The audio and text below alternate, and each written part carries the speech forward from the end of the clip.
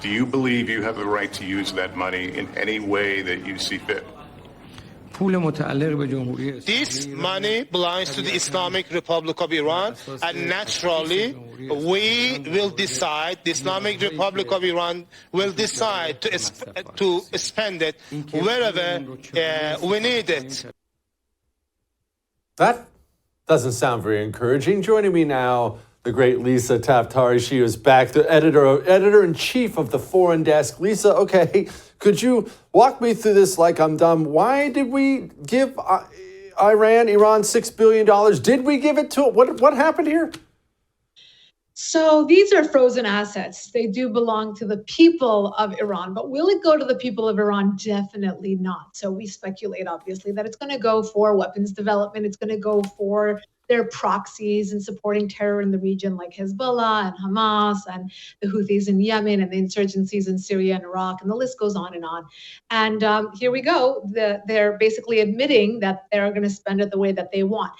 The I don't know what to call it, irony, or it's really the depressing part of all of this is that even with all the money and the lax policy that Washington has shown the Iranian regime over the last 2.5 years, they are still rogue. They're not even on their best behavior to say thanks. Thanks for the $6 billion. This is a 5-for-5 prisoner exchange, meaning 5 prisoners on this side, 5 prisoners on that side. And let me tell you, it's already a lopsided deal because we actually have criminals and terrorists in our possession. And the 5 that they have are basically people who are visiting their family, Iranian American nationals who are in prison because they're pawns, because we pay for those pawns. And what's to stop the Iran regime for gathering more Iranian Americans who go over there, because there's a great cash buyout for them. Lisa, for those of us who don't understand, what's the difference between their supreme leader and their president? What kind of a government is this?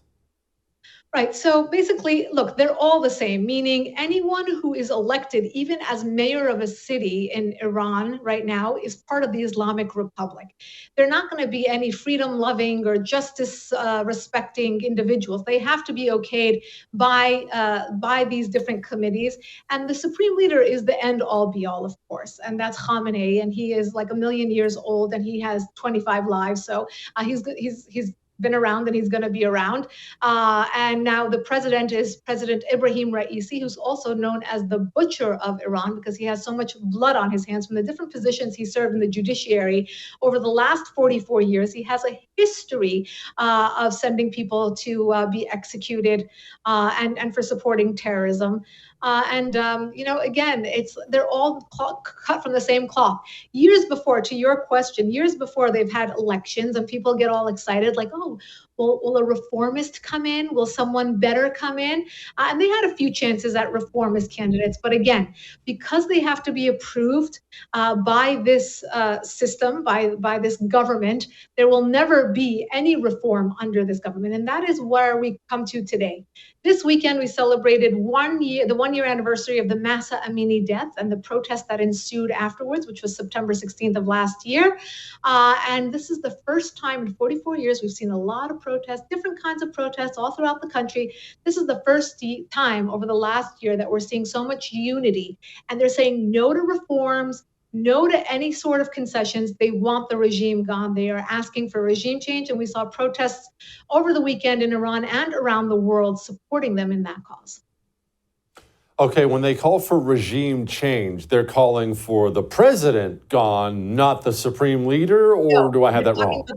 The entire system. So you're talking about the supreme leader, you're talking about the Revolutionary Guard, you're talking about the military that is loyal to the government. Everything has to shift. Basically like what happened in 1979 with the toppling of the Shah's regime, the Shah's government, and then you had this government come in, which is a complete theocracy governed by Sharia law. That is why the value of a woman is half of that in the court of law, where women cannot file for divorce even if they're being beaten bloody in their marriages. So many different laws that are just, and this 22-year-old woman, Mahsa Amini, was beaten to death because her hijab was a little further back on her head. So go figure, in 2023, the people of Iran are saying, this is not for us. we don't want this, we need more going forward. And the Biden administration, unfortunately, has not only not supported them in that endeavor, but has taken away a lot of opportunity for them to move forward in this movement by giving $6 billion, a lifeline to this regime, by being lax on the sanctions, by allowing Raisi to come to New York. It's a symbolic slap in the face to the Iranian people who are being just suffocated. It's also a slap in the face for anybody who is a champion of women's rights, gay rights, any rights. And I'm speaking to those on the left who think they're these superior champions of human rights. When you do not see this, when you are not taking a stand against this, you are absolutely on the wrong side. This is somebody who will hang someone for being gay, will hang someone beat someone to death because they're showing a little bit of their hair. So I think there needs to be a lot more awareness of this on both sides of the political aisle. And of course, the Iranian people are looking towards the 2024 election and thinking maybe they'll have a better chance under a different president in the United States. Lisa, from the outside looking in, it's not hard to see why Iran would cozy up to bigger, more powerful countries like Russia and China. But what a lot of people don't understand is what Russia or China would get out of a relationship with Iran. Could you explain? Sure. I mean, look, traditionally, if any country in the world, no matter how big or small, would be under U.S. sanctions, it would mean a lot of penalty for them. It would mean a lot of missed opportunity in terms of trade, private and public, in terms of obviously being part of the global community, et cetera. Now, over the last few years, we have seen the rogue nations of the world say, we don't have to really care. We don't have to show any sort of behavioral change for these sanctions. What we could do is work around them and really stick it to the United States.